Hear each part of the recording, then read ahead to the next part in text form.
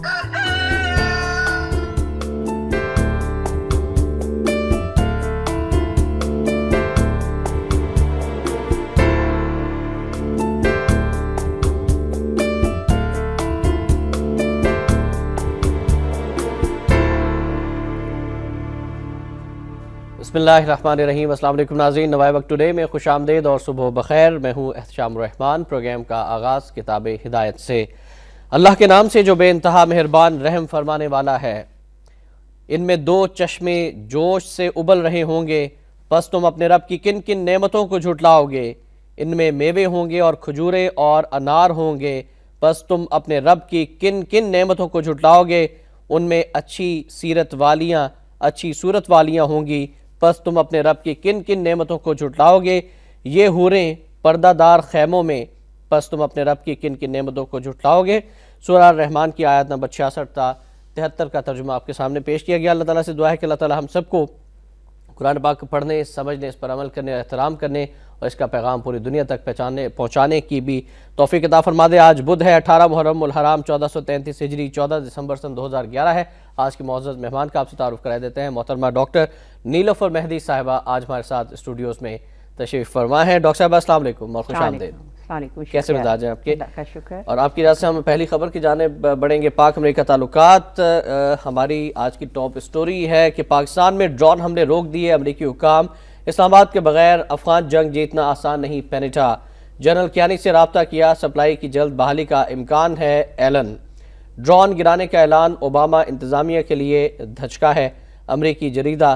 कबायली इलाकों में बाज़ ऑपरेशंस पर इख्तलाफात हैं, अमरीकी वज़ीर दिफा पेनेटा ने कियानी को फ़ोन भी किया, ज़राए बातचीत जारी रहेगी, नेटो कमांडर। और अगली खबर गिलानी साहब के हवाले से है। सुफरा कॉन्फ्रेंस से अख्ताम पज़ीर हुई, इससे वज़ीर आज़म गिलानी ने भी खिताब किया। कहते हैं कि कई परेशान करने वाले सवाल सामने आए, अमरीका और नेटो से मुकम्मल जवाब चाहते हैं गिलानी। मुआहदे तहरीरी होने चाहिए, ताउन खुद मुख्तारी के एहतराम पर किया जाए। सफ़ीरों की कॉन्फ्रेंस, अमरीका की तरफ से माफ़ी मांगने और पाकिस्तानी खुद मुख्तारी के तहफ़्फ़ुज़ की मुकम्मल यकीन दहानी तक नेटो सप्लाई बंद रखी जानी चाहिए। सिफारिशात, मौक़िफ़ पर मजबूती से कायम रहने की तजवीज़। बराबरी के ताल्लुकात चाहते हैं, मुल्क की खुद मुख्तारी की पामाली कबूल नहीं, अवामी हिमायत के बगैर कोई पॉलिसी नहीं चल सकती। कॉन्फ्रेंस से खिताब, जनरल वाई की मुलाकात, सियासी मुखालफिन को मायूसी होगी, नाइक से गुफ्तगू। जी डॉक्टर साहब, आप एक तो सुफरा की कॉन्फ्रेंस, फिर अमरीकी हुकाम के बयानात कि पाकिस्तान में ड्रोन हमले रोक दिए हैं और जनरल कियानी साहब से रब्ता भी किया गया है सप्लाई की बहाली के हवाले से। अब सबसे जो $1 मिलियन क्वेश्चन वो यही है कि क्या पाकिस्तान नेटो की सप्लाई बहाल कर देगा? जी वाकई आपने कहा $1 मिलियन क्वेश्चन। अब यहाँ एक बात है, ये अभी तय नहीं हुआ। पहले तो बात ये है, ये अभी तय नहीं हुआ कि अगर अमेरिका अपोलोजाइज करता है तो उस बेस पर क्या ये बहाल कर देंगे। क्योंकि कुछ आपको पता है ऐसे भी लोग हैं जो कि कह रहे हैं अगर वो अपोलोजाइज भी करें, क्या सॉरी कहने से वो ये बल्कि प्राइम मिनिस्टर ने खुद कहा सॉरी कहने से कि जान तो नहीं वापस आ सकती। बिल्कुल सही। तो या पहले तो बात ये है सॉरी कहेंगे, दूसरी बात यह है कि अगर सॉरी भी कहें तो सॉरी कहने पर ये बहाल कर देंगे। ये अभी फैसला, हतमी फैसला नहीं हुआ कि किस बेस पे बहाल करेंगे। पहली तो बात यह है। दूसरी बात यह है कि आप देख रहे हैं कि अमेरिका ने प्रेशर पाकिस्तान पे, वही जो उनका कैरेट एंड स्टिक जो अप्रोच है वो उन्होंने इनिशिएट किया हुआ है। एक तरफ से लियोन पेनेटा कहते हैं कि हम अफगानिस्तान में कतई नहीं जंग को जीत सकते पाकिस्तान की कोऑपरेशन के ताउन के बगैर। एक तो बात इन्होंने ये कही है। दूसरे हाथ पे आप देखिएगा कि कांग्रेस ने जो $700 बिलियन जो देना था पाकिस्तान को, पाकिस्तान की मिलिट्री को, उन्होंने इस चीज़ को उन्होंने रोका हुआ है। उनका बहाना ये है कि जो IEDs जो हैं तो वो जो कि ये बम ब्लास्ट जो होते हैं तो इनके इम्प्रोवाइज्ड डिवाइसेस, तो इनकी वजह से बहुत सी जानें गई हैं अफ़गानिस्तान में कोलिशन फोर्सेस की। तो वो कह रहे हैं, उन्होंने बहाना ये जवाज़ ये बनाया है कि अगर पाकिस्तान इसके ऊपर कोऑपरेट नहीं करता, क्योंकि इससे जो इस चीज़ में जो मवाद जो है ये पाकिस्तान से आ रहा है, वो नाइट्रोजन फर्टिलाइज़र है। तो जो पाकिस्तान एक्सपोर्ट करता है अफगानिस्तान को, वो चाहते हैं कि वो रुके। तो उन्होंने कहा है, जवाज़ ये बनाया है कि ये IEDs को वो रोकना चाहते हैं पाकिस्तान सप्लाईज के थ्रू जो बन रहा है। حوالے سے انہوں نے پاکستان کی کچھ فیکٹریوں کی جانب کھاد فیکٹریوں کے حوالے سے بھی انہوں نے نامینیٹ کیا ہے اور الزام عائد کیا ہے. جی لیکن یہ ایک بہانہ ہے. مسئلہ یہ ہے کہ انہوں نے پاکستان کو پریشرائز کرنا چاہتے ہیں تو $700 ملین انہوں نے روکا ہوا ہے. تو جیسے میں نے کہا یہ کیرٹ اور سٹک اپروچ کر رہے ہیں. یہ بھی ہمیں ابھی تک معلوم نہیں کہ ان کے ارادے کیا ہیں, بیکاز انہوں نے ابھی تک کہ وہ بار بار کہتے ہیں جی کمیشن کی جو فائنڈنگز آئیں گی, تو میں آپ کو یقین سے کہہ سکتی ہوں کمیشن کی فائنڈنگز جو آئیں گی وہ کبھی اس بات کو نہیں مانیں گی کہ یہ پاکستان کے اوپر ڈائریکٹ اٹیک ہوا ہے. وہ تو کچھ نہ کچھ اس میں سے راستہ نکالیں گے کہ جی it was a mistake, technical fault تھا, یہ جھوٹ کا سہارا لینے کی کوشش کریں گے, بالکل, تو وہ نہیں, لہٰذا وہ لگتا ہے کہ وہ اپولوجائز قطعاً نہیں کریں گے. اب اگر وہ اپولوجائز نہیں کرتے, سوال تو پھر اب ادھر آتا ہے. دیکھیں اگر اپولوجائز کرتے ہیں تو کچھ بہانہ بنا کے ہم بھی کھول سکتے ہیں, اگر ہم نہیں مطلب کہ ان کے ساتھ بالکل تعلقات توڑنا چاہتے ہیں ہم کھول سکتے ہیں. لیکن اگر وہ بالکل ہی اپولوجائز نہیں کرتے تو پھر تو یہ تو پھر ایک تو اپولوجائز نہیں کرتے, اور دوسرا ڈاکٹر صاحبہ اگر وہ ڈرون حملے بھی جاری رکھتے ہیں, فی الحال تو ڈرون اٹیک سے رکے ہوئے ہیں, لیکن جیسا کہ کل چیف آف ISI کے چیف نے کہا اور سفرا کانفرنس کے اندر انہوں نے اعلان کیا کہ اگر دوبارہ پاکستان کی حدود کی خلاف ورزی کی جاتی ہے تو اسے جنگ تصور کیا جائے گا.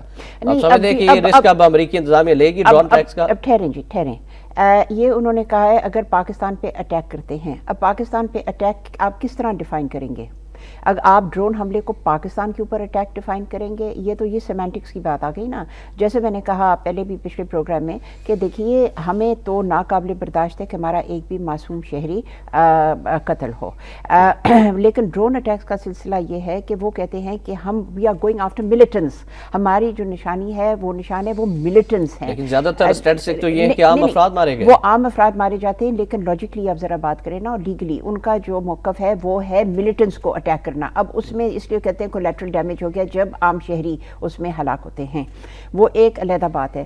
پاکستان کے افواج پہ ڈائریکٹ اٹیک کرنا از ڈفرنٹ. وہ تو آپ نے ڈائریکٹ پاکستان اسٹیٹ کے اوپر اٹیک کیا ہے نا, یہ ملٹنٹس کی تو بات نہیں آتی. مارنے کے لیے ڈاکٹر صاحبہ تھوڑا سا یہاں پہ وضاحت فرمائے گا کہ وہ ہماری حدود کی خلاف ورزی کرتے ہوئے ہمارے ملک میں آتے ہیں اور ملٹنٹس مارنے کے بہانے جو ہے ہم لوگوں کو مار کے چلے جاتے ہیں. ملٹنٹس کے خلاف ہماری اپنی فورسز بھی آپریشن کر رہی ہیں. دیکھیں مجھے ایک بات بتائیں, پھر آپ اس کو پچھلے 3-4 سال سے آپ اس کو برداشت کیوں کر رہے ہیں؟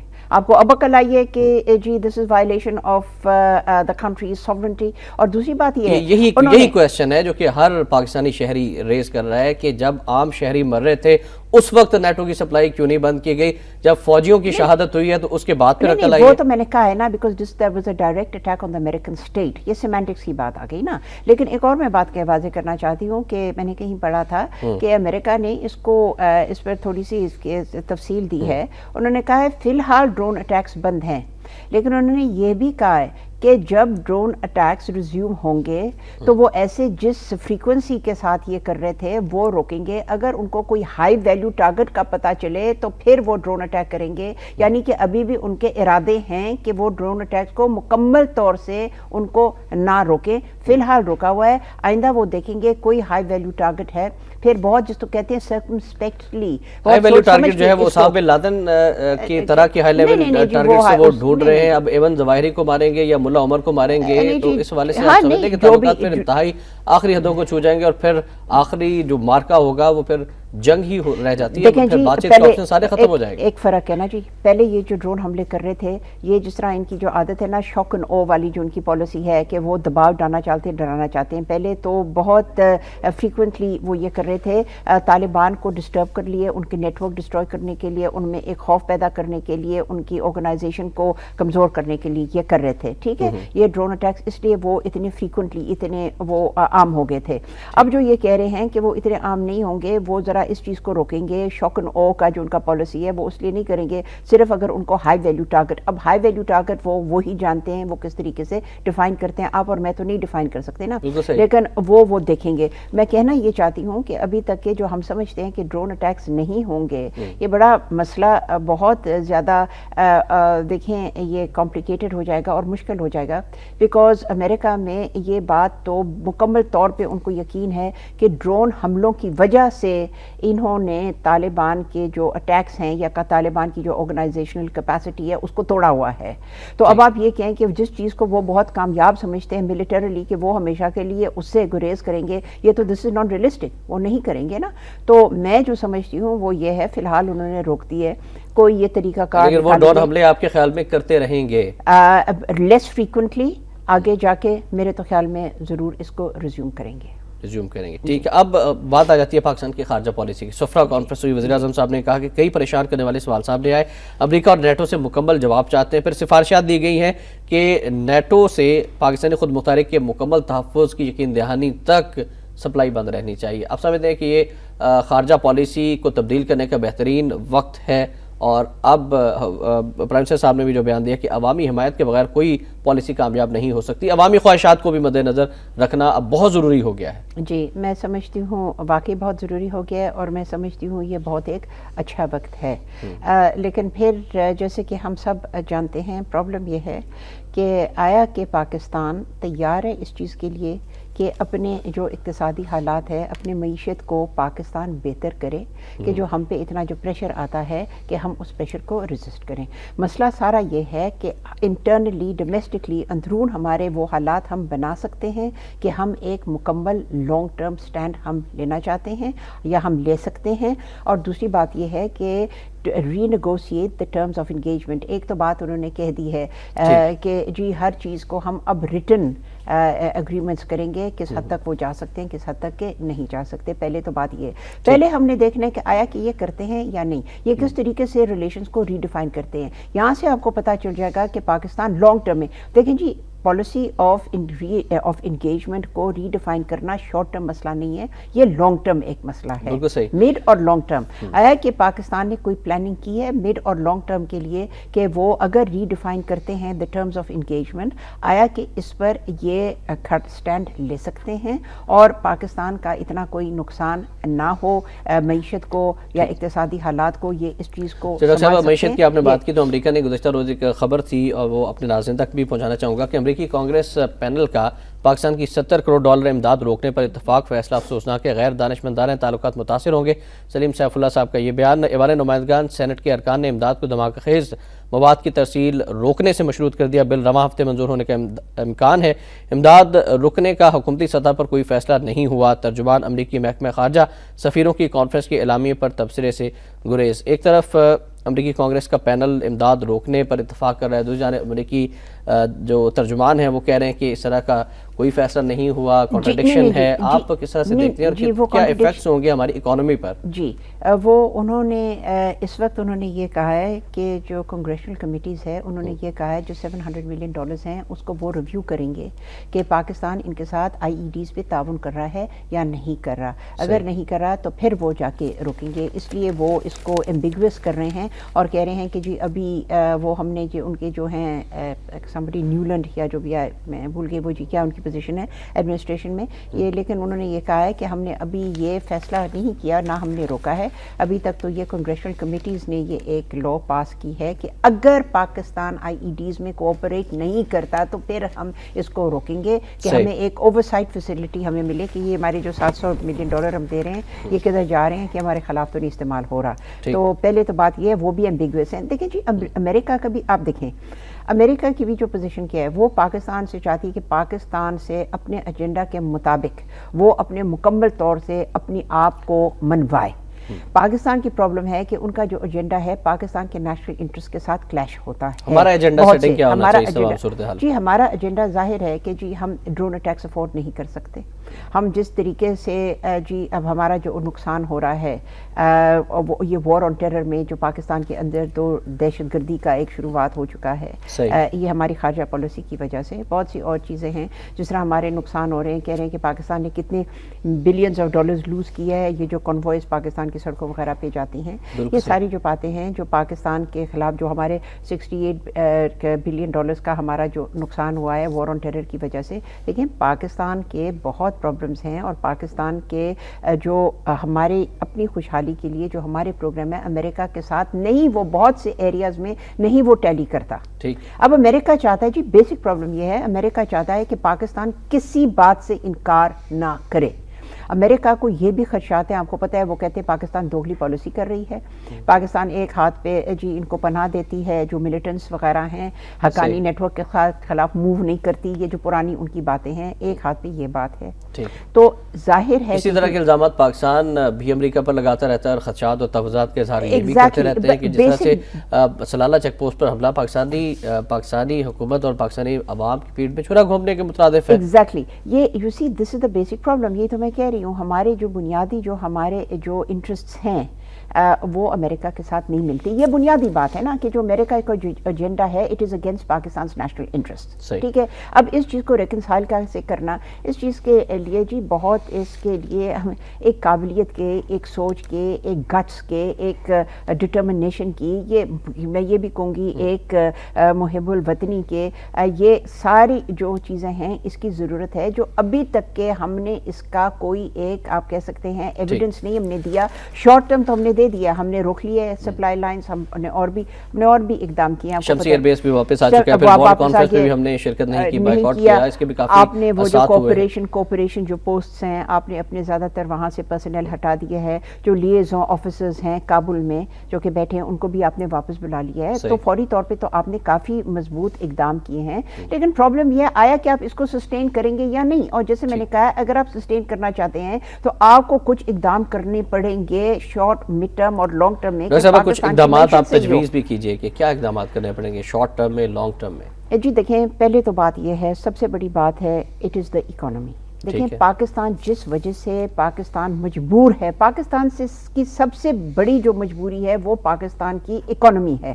اب پاکستان کی اکانومی جو بیسکلی اللہ نے پاکستان کو بہت سے آپ کہہ سکتے ہیں اس سے ریسورسز سے نوازا ہے, ہیومن ریسورسز اور مٹیریل ریسورسز. پوائنٹ یہ ہے ان کو موبلائز کیسے کرنا, ان کو آن لائن کیسے لانا, ایک بات. دوسری بات کرپشن کس طریقے سے ختم کرنا کہ یہ جو ہمارے وسائل ہیں یہ ضائع نہ جائیں. اور تیسری بات ہے کہ کس طریقے سے ان لوگوں کو آگے لایا جائے جو پاکستان کو سنبھالتے ہیں, جن کو کچھ ان کا ذہن بھی کام کرتا ہے اور کچھ وہ آنسٹ لوگ بھی ہیں.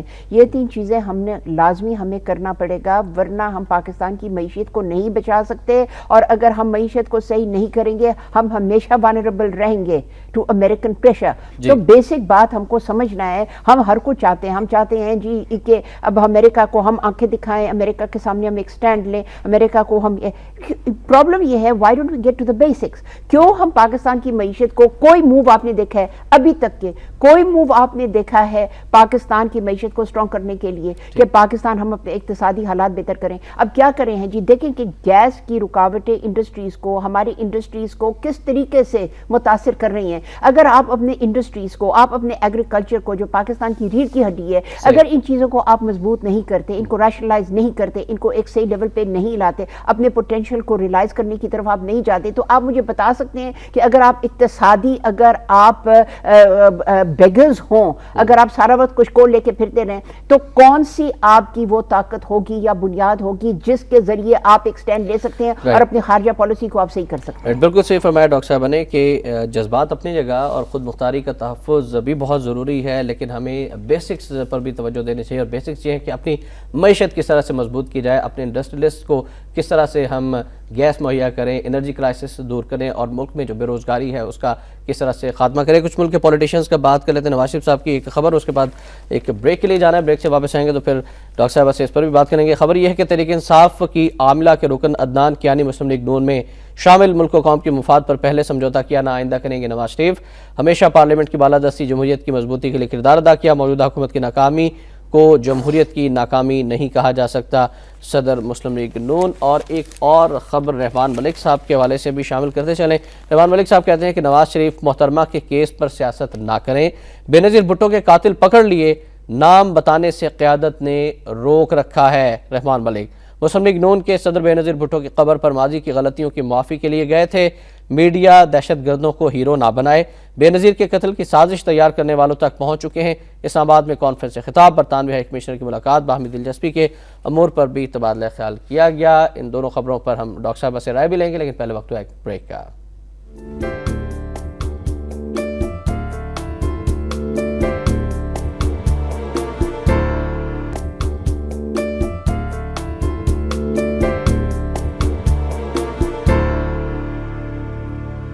रिवाइवक टुडे में एक बार फिर आपको खुश आमदेद कहते हैं नाज़रीन। हमारा नंबर है 0423631269। डॉक्टर नीलोफर मेहदी साहब तशरीफ़ फरमाए। डॉक्टर साहब से हम बात कर रहे थे रहमान मलिक साहब के बयान के हवाले से भी। बेनज़ीर भुट्टो के कातिल पकड़ लिए, नाम बताने से क़यादत ने रोक रखा है।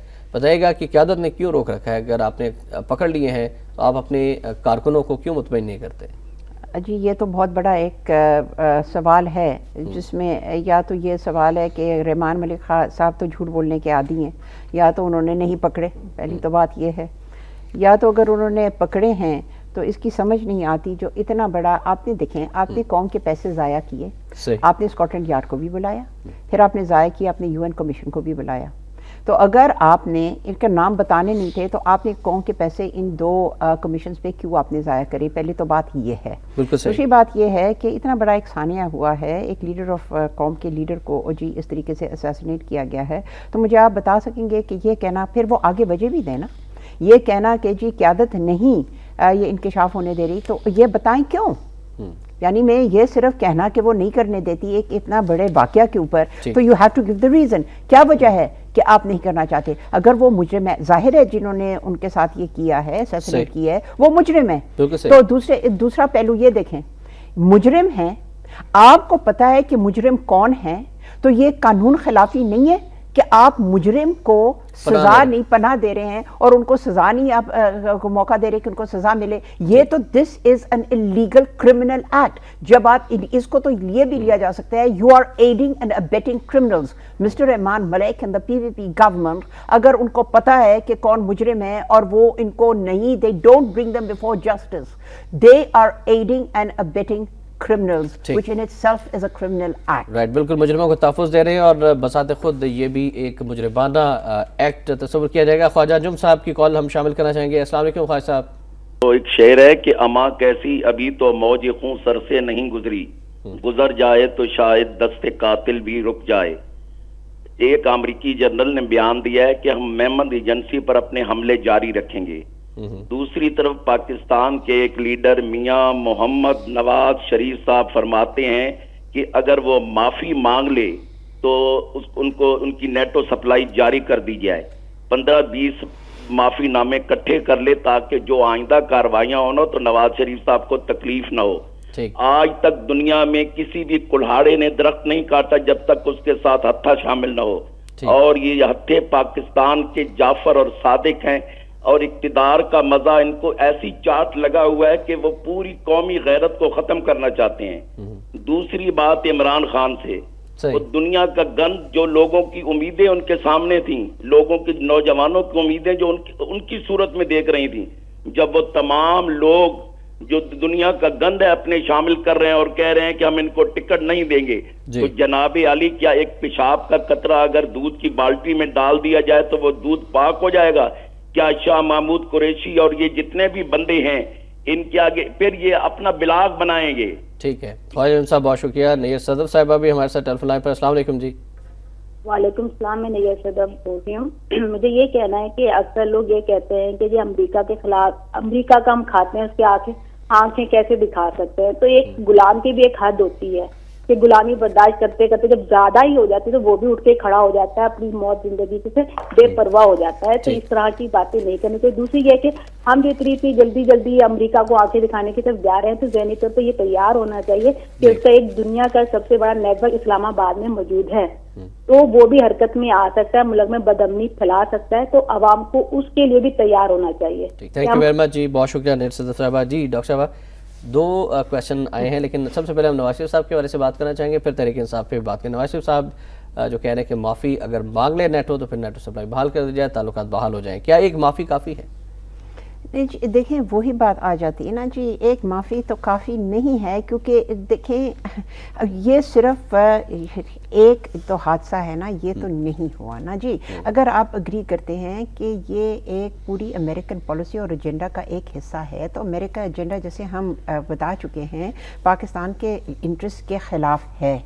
اب ایک معافی کی بات نہیں ہے، بات یہ ہے کہ وہ وقت آ گیا ہے کہ پاکستان کو اپنے پالیسی کو ہولسٹک کانٹیکسٹ میں ری اسیس کرنا پڑے گا۔ مسئلہ تو یہ ہے، یہ بات کرنا کہ جی ایک معافی کہ اگر ان کے ساتھ ساتھ یہ اور بھی اگر کوئی بات کرتے اور یہ کہتے کہ اس چیز میں اگر معافی مانگتے ہیں تو چلو اس میں ہم ان کو کوئی لیٹیٹیوڈ تھوڑا سی ہم ان کو ڈھیل دے دیتے ہیں، لیکن ہم کو مکمل طور پہ ایک ہماری ری اسیس کرنی چاہیے امریکن پالیسی، وہ بات انہوں نے آگے نہیں کی۔ جیسے کہ اگر اس چیز پہ ہم معافی کر دے دیں گے تو سارے مسئلے صحیح ہو جائیں گے، جو کہ نہیں صحیح ہوں گے۔ It's a basic problem of Pakistan foreign policy, اور ہم اس کو ری الائن اور ری اسیس ہم کو کرنا ہے۔ تو یہ ایک قوم کے لیڈر ہوتے ہوئے یہ تو انہوں نے بات آگے کہی نہیں، اب یہ صرف ایک ان کو جی اس بات پہ معافی کر دیں، obviously it's not enough، صرف اس کے کانٹیکس میں نہیں but broader context میں it is not enough because it is time that we have to reassess our foreign policy۔ اس پر تو انہوں نے بات نہیں ریسیس کرنے چاہیے فارن پالیسی، اور یہ خبر بھی ہے کہ اسٹیبلشمنٹ خارجہ پالیسی تبدیل کرنے پر شدت کے ساتھ زور دے رہی ہے۔ عمران خان صاحب کی بات بھی آئی، عمران خان صاحب کے حوالے سے بتائے گا کہ عمر چیمہ فارغ، شفقت محمود سیکرٹری اطلاعات مقرر، تحریک انصاف میں عہدے مستقل نہیں، عمران خان صاحب یہ فرما رہے ہیں۔ پھر جو لوگ آ رہے ہیں، مختلف قسم کے لوگ آ رہے ہیں، آپ کس طرح سے دیکھ رہے ہیں تحریک انصاف کو، اور آئندہ آنے والے دنوں میں تحریک انصاف کی جو قوت ہے، کیا اس طرح کے جو لوگ آ رہے ہیں اس سے عمران خان صاحب کا جو میسج تھا اس پہ کچھ اثر انداز ہوگا؟ جی دیکھیں، ان کا جو کل ان کے جو نئے جو آئے ہیں سیکرٹری اطلاعات، انہوں نے بھی یہ فرمایا ہے کہ جی دیکھیں جو بھی آنا چاہتا ہے وہ آئیں، لیکن اس کا یہ نہیں مطلب ہم ان کو ٹکٹ دیں گے۔ جیسے ہمیں پتہ ہے کہ جی ہو سکتا ہے شاید بہتوں کو نہ دیں، لیکن بہت جو آ رہے ہیں جو کہ آلریڈی چلے ہوئے کارتوس ہیں، جن کا ریپوٹیشن کوئی ٹھیک نہیں ہے، وہ اس بنا پہ آ رہے ہیں کہ ان کو ٹکٹ ملے گا، اور ان کو ٹکٹ ملے گا بھی، وہ اس بیسس پہ آ رہے ہیں۔ اگر آپ دیکھیں وہ لوگ جو کہ آ رہے ہیں وہ ان نہیں ہیں جو کہ آ کے ایک عام پی ٹی آئی کے وہ ورکر بنیں گے، انہوں نے سب نے اگلا الیکشن لڑنا ہے، اس لیے وہ آ رہے ہیں۔ ایک اس میں یہ خطرہ ہے کہ کل کو اگر ان کو ٹکٹ نہ دیا جائے، جو میں سمجھتی ہوں زیادہ کو ملے گا بھی ٹکٹ، وہ جیسے بھی ہیں، کیونکہ اب یہ پارٹی نے بات الیکٹیبلز کی کر دی ہے نا شروع۔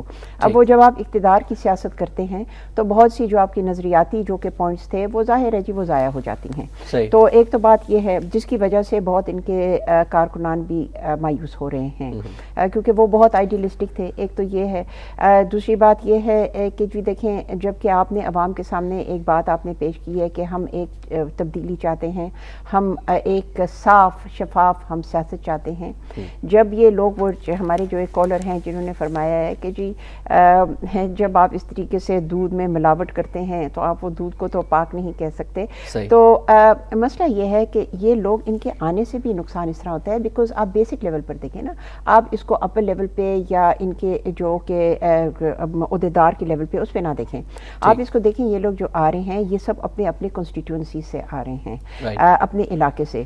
اب اگر اس علاقے میں اگر آپ کا جو کرتا دھرتا ہے، اور یہ لوگ جی دیکھیں جو آ رہے ہیں ان لوگوں کی وہ اس لیے یہ قبول کیے جا رہے ہیں کیونکہ سب کی ایک پوزیشن آف پاور تو ہے نا، اپنے علاقے میں پوزیشن آف پاور ہے۔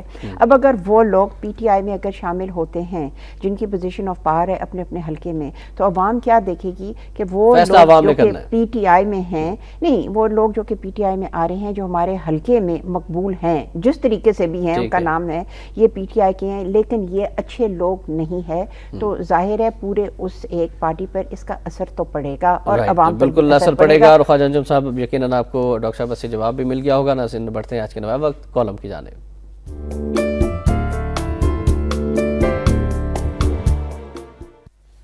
آج کا کالم سرور منیر راؤ صاحب کا کالم ہے۔ آج انہوں نے لکھا ہے بھٹو ریفرنس کیس، احمد رضا قصوری کو نوٹس۔ لکھتے ہیں کہ سپریم کورٹ کے 11 رکنی لارجر بینچ نے سابق وزیر اعظم ذوالفقار علی بھٹو کے قتل کیس پر نظر ثانی سے متعلق ریفرنس کی سماعت کے دوران اٹارنی جنرل، چاروں صوبوں کے ایڈوکیٹ جنرل اور خصوصی عدالتی معاونین کی متفقہ رائے پر مقتول نواب محمد احمد خان قصوری کے صاحبزادے اور مدعی مقدمہ احمد رضا قصوری کو 2 جنوری کو لارجر بینچ میں پیش ہونے کا نوٹس جاری کرنے کا حکم دیا ہے۔ احمد رضا قصوری 1970 کے انتخابات میں پیپلز پارٹی کے ٹکٹ پر قصور سے منتخب ہوئے، لیکن اپنی خاندانی نجابت، جرأت، اظہار اور راست فکری کی وجہ سے ان کا کارواں یعنی کیمسٹری بھٹو صاحب کے عزائم کی راہ میں ہمیشہ رکاوٹ رہی۔ یہی وجہ تھی کہ بھٹو صاحب تمام تر اختیارات اور کرشمہ ساز صلاحیتوں کے باوجود اس شخص کو مطیع نہ کر سکے، اور حالات یہاں تک پہنچے کہ احمد رضا قصوری صاحب کو اپنی راہ سے ہٹانے کے لیے انہوں نے انتہائی قدم اٹھانے کا حکم دیا۔ مزید جانیں گے اس کیس کے حوالے سے جناب سرور منیر راؤ صاحب سے۔ السلام علیکم سرور صاحب۔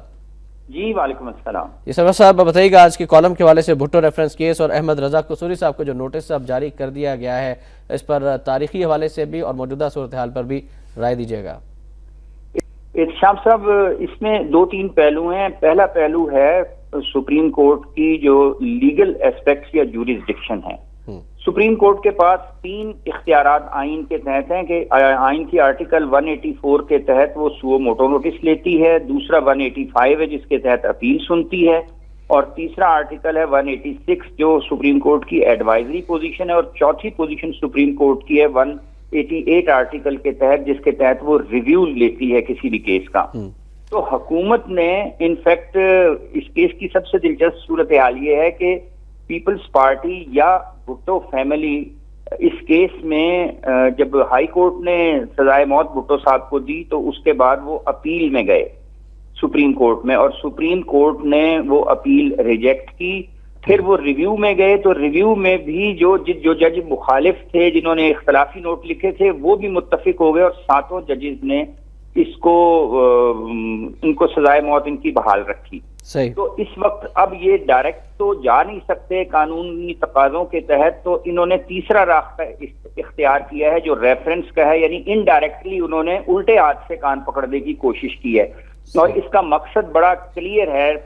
دو مقصد ہیں۔ پہلا مقصد یہ ہے کہ حکومت جو ہے وہ گورننس میں بری طرح فیل ہو چکی ہے، اور وہ عوام کی توجہ ہٹانا چاہتے ہیں جو ان کی اپنی خامیاں ہیں، کیونکہ بھٹو کے نام کی طرف وہ ڈائیورٹ کر کے لوگوں کی اوپینین کو شامل کرنا چاہتے ہیں۔ دوسرا جو ہے پیپلز پارٹی کی جو اصل قوت ہے وہ بھٹو کی قربت ہے۔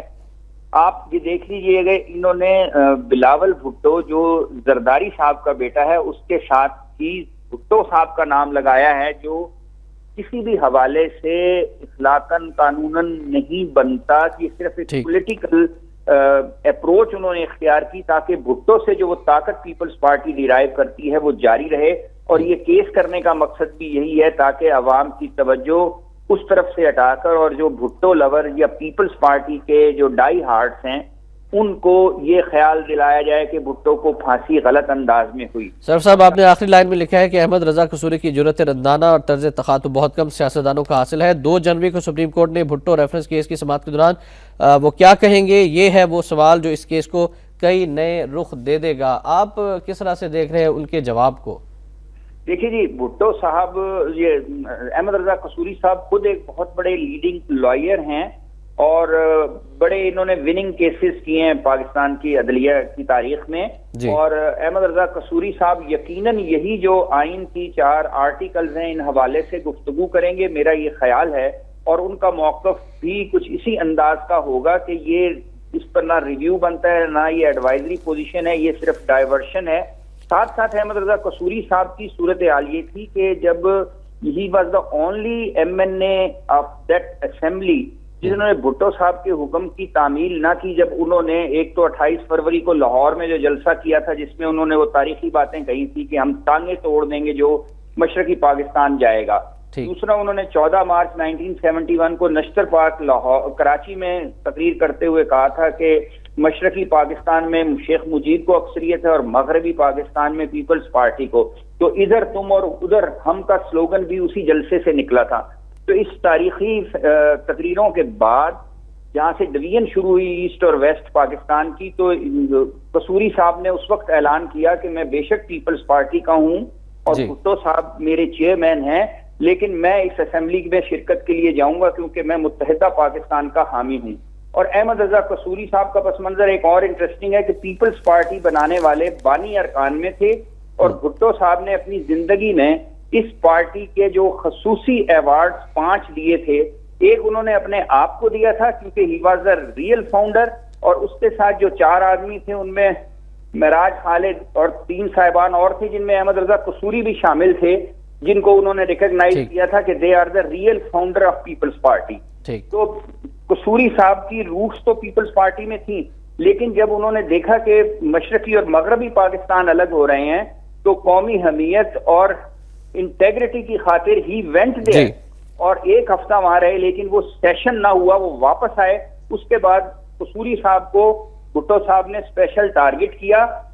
تاریخی حقائق بتاتے ہیں کہ ان پر 18 حملے ہوئے اس سے پہلے بھی۔ جی ہاں، اور احمد رضا قصوری نے اپنی ایک کتاب لکھی ہے، ادھر تم ادھر ہم، اس میں یہ سب تفصیل موجود ہے، اور یہ پبلک کے لیے بڑی انٹرسٹنگ ہے۔ جی سرور منیر صاحب بہت شکریہ، اور ناظرین کالم ضرور پڑھیے گا۔ بھٹو ریفرنس کیس، احمد رضا قصوری کو نوٹ، ساری تاریخی واقعات کا بھی سرور صاحب نے ذکر کیا ہے۔ بڑھتے ہیں آج کے نوائے وقت ادارے کی جانب۔